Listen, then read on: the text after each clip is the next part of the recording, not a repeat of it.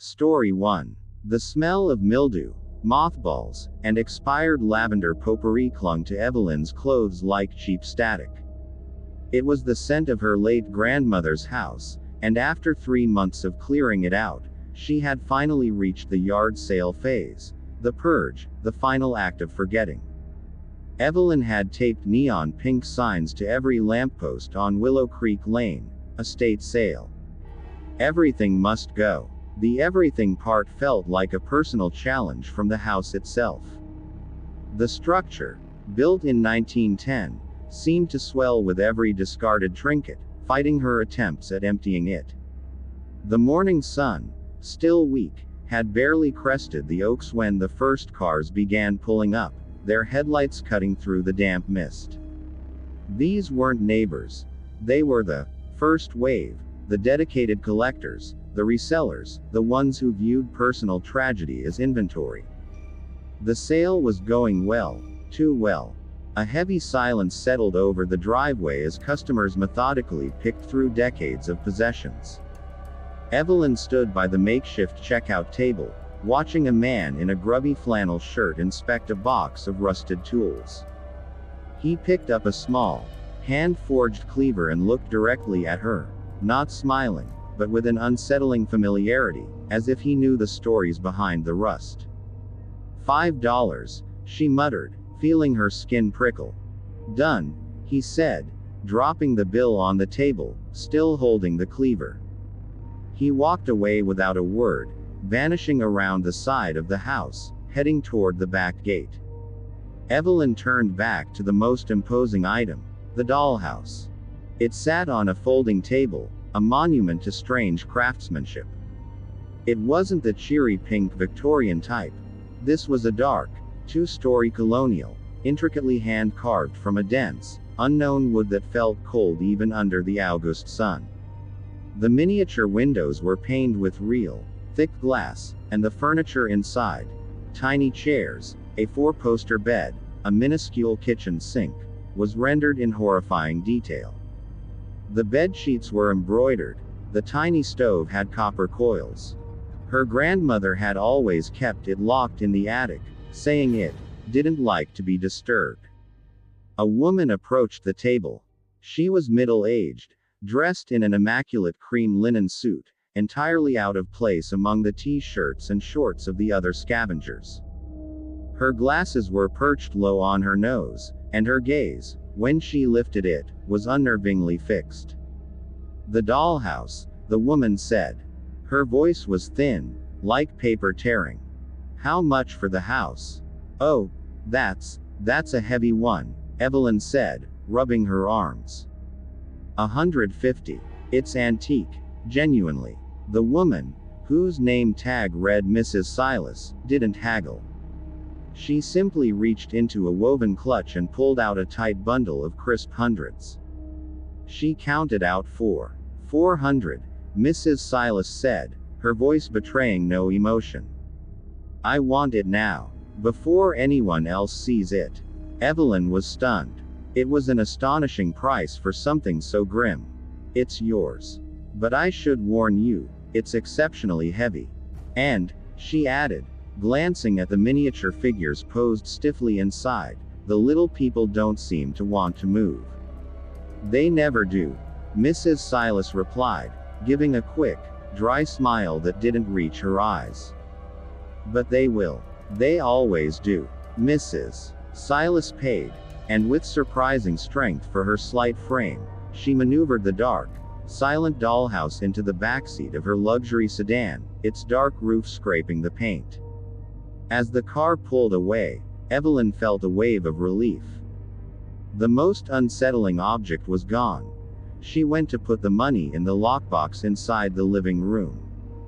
The room felt immediately emptier, but not in a good, finished way. It felt like a cavity, a void the house was already trying to fill. When she returned, a chill ran down her spine. The folding table where the dark colonial dollhouse had sat was now empty, yet, not entirely. In the center of the dusty table, sitting precisely in the space occupied by the departed manor, was a box. It was the size of a shoebox, and inside, nested on faded velvet, was a dollhouse. It was a miniature of the dollhouse that Mrs. Silas had just bought. This copy was only 6 inches tall, but the detail was even more obsessive. Evelyn lifted it out, her fingers brushing the tiny, cold walls. She peered through the infinitesimal glass pane of the living room window. Inside, she saw the miniature 4-poster bed. On the bed lay a figure, a tiny, 6-inch doll dressed in a pink t-shirt and jeans. The miniature Evelyn. Evelyn dropped the tiny house onto the table with a gasp, stepping back. The next hour was a slow, sickening descent into impossibility. A young couple bought a box of old records, mostly classical. They paid and drove off cheerfully. Minutes later, Evelyn heard a faint, rasping sound coming from the living room. She walked inside and saw a worn, cardboard box of records sitting next to the fireplace, right where the original box had been. She checked the titles. They were the same.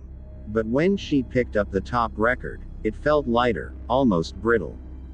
There were deep, fresh gouges carved into the vinyl, not from a needle, but from something jagged, like a nail. A teenage girl bought an antique, chipped porcelain tea set. Evelyn watched her load it into her trunk. 10 minutes later, a delicate clink drew her attention to the back porch steps. There, arranged on the stone, was the tea set. But the chipped teacup now had a deep, jagged crack running through it, and a dark, sticky, unidentifiable stain had replaced the tea leaves. The yard sale wasn't a transaction, it was a mechanism.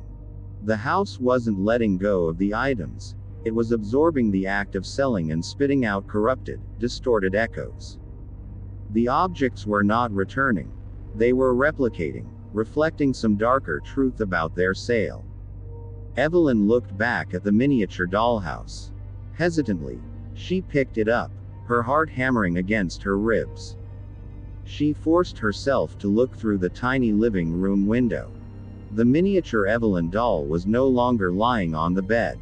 She was standing at the miniature window, looking out. Her 6-inch face was a blur of distress, and her tiny pink t-shirt was darkened with what looked like sweat. As Evelyn watched, the doll raised a miniature, frantic hand and slammed it against the inside of the tiny glass pane. Thump, thump, a sound only audible in the silence of Evelyn's own mind, yet undeniably there. A man was approaching the checkout table, holding a tarnished silver hand mirror. It was the man in the grubby flannel from the start of the day. "Hello again," Evelyn said, her voice shaking. "That'll be $20. He set the mirror down. "I never left. Just looking for the right piece." He didn't look at her. He looked past her, toward the main entrance of the house. He picked up the miniature dollhouse. "Ah," he breathed, a low, satisfied sound. "The core. Don't touch that," Evelyn cried, lunging forward. He didn't move. He simply turned the miniature house in his hands and looked into the tiny window. "She doesn't look happy in there, does she?" he observed, his voice calm. "She thought she was getting rid of all this. But this place, it only trades up. You sell the old, and you buy the new." He pointed at the small figure trapped behind the glass. The miniature Evelyn was now desperately clawing at the window, a silent scream frozen on her tiny face. "She's yours now, isn't she?" he asked. "The newest possession. The house needed a caretaker, a collector to fill the emptiness you tried to create." Evelyn tried to scream, but only a dry rasp escaped. She looked from the man's satisfied, empty gaze to the miniature house he held. "You're not a buyer," she whispered, realizing the horrific truth. "You're the house's salesman. We are all part of the exchange, Evelyn," the man said, sliding the silver hand mirror across the table. It landed with a heavy clank. "And the price of entry is always yourself." He walked past her, now heading back toward the front door. He didn't exit the sale. He entered the house, passing through the open threshold without hesitation. Evelyn stood frozen, the silver mirror reflecting the sun. She slowly picked it up, bracing herself. In the polished, dark silver, she saw her own reflection, but behind her, the glass windows of the full-sized house showed a tiny, frantic figure, banging on the inside of the pane, trying to escape. The yard sale was over, but the collection had just begun. And Evelyn was now, finally, home. Story 2. The archivist's inventory. The world had devolved into a silent, sunlit prison. Evelyn, the 6-inch doll encased within the core house, felt the cold of the polished wood against her immobile painted skin. The parlor was vast, dusted with golden motes dancing in the afternoon light filtering through the massive, high windows. The air was thick with the scent of aged paper and dry heat. Her entire existence was now reduced to a frantic, silent struggle against paralysis. She focused on the ceramic miniature flower vase she had managed to topple on the mantelpiece inside her prison. It lay on its side, a beacon of microscopic rebellion. Evelyn poured all her internal energy, the panic and the screaming that could never reach her lips, into forcing the tiny piece of pottery to roll. It trembled, vibrating with her will, but did not move. The house's paralysis was settling in, thick and suffocating. Her attention was wrenched away by a low, subterranean hum emanating from the floorboards near the window.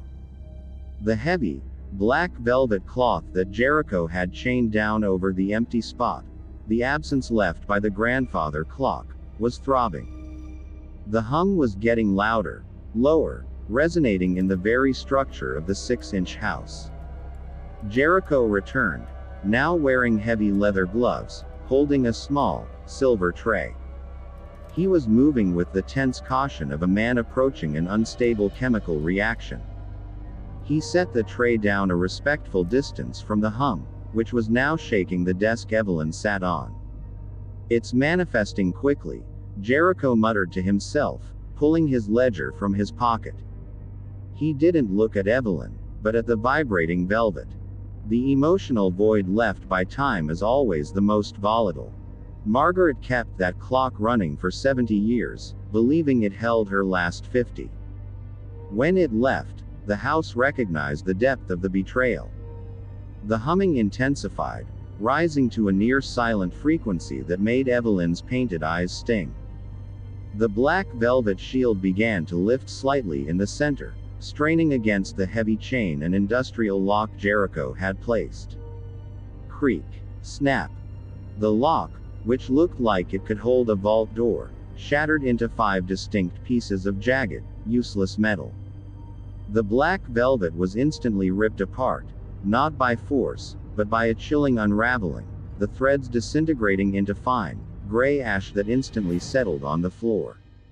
In the spot where the grandfather clock had stood, and where Evelyn now expected a monstrous, time-themed horror, sat something far more mundane and therefore, far more terrifying, a wooden, rocking cradle. It was old, made of dark, heavy cherry wood, deeply scored and scarred. It was entirely empty, yet a faint, rhythmic creaking sound filled the parlor, the sound of an invisible motion. The absence of the clock had been replaced by the terrifying presence of endless, unmeasured time, the weight of waiting, the stasis of infancy. Jericho stared at the cradle, his face pale beneath the harsh parlor light. He didn't touch it. A cradle, he breathed, writing furiously in the ledger. It manifested the waiting, the ultimate commitment. That one is highly charged. It must be isolated. He stood and retrieved a vial of thick, oily substance from his shirt pocket, which smelled of bitter ozone.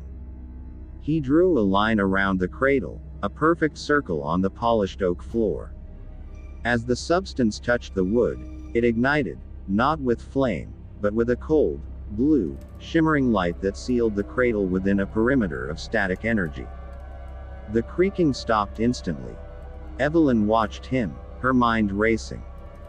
This wasn't about ghouls or ghosts. It was a horror of archiving and commitment. The house collected people by making them responsible for its inventory. She refocused her energy on the toppled vase, not to move it, but to shatter it. If she could make a sound, a distinct, real-world noise, maybe Jericho would have to acknowledge her not as a doll, but as a hostile entity. She pushed against the ceramic with every ounce of psychic strength. She felt a burning sensation, not in her doll body, but in the center of her consciousness, like a nerve fiber stretching to breaking point. Crack. The sound was not a satisfying crash. It was a single, high-pitched ping that resonated for a moment. A tiny, hairline fracture had appeared on the belly of the vase. Jericho, who was busy documenting the cradle's manifestation, froze. He walked over to the desk, his massive shadow falling over the core house. He lifted the 6-inch structure with both hands, examining it carefully. He saw the fracture on the miniature vase. He didn't look angry. He looked disappointed, like a technician finding a fault in a complicated machine. "Evelyn," he said, his voice a low warning. "You are not a poltergeist. You are the engine. You must not damage the delicate balance. If you achieve dissolution, you won't die. You will become a memory without a container. You will be the dust that settles, unable to even hum in the floorboards." He placed the core house back on the desk and picked up the silver hand mirror, which had sat reflecting the light beside her. He turned it over, the tarnished silver catching the light. "This mirror," he continued, holding it so she could see her own tiny, distorted reflection in its surface, "is your link. It was the last thing you touched before the exchange. It is the only object in this room that holds your fresh, living memory, the memory of being Evelyn, not the memory of the sale. I can use it to communicate. I can't let you shatter the core house, but I can't afford to have you completely passive either." He walked to the wall of tiny niches, the echo archives. He located the trowel she had seen earlier. He held the mirror up to the niche. "Tell me, Evelyn," he commanded, his voice changing, taking on a resonant, cold quality. "What is the true story of this trowel?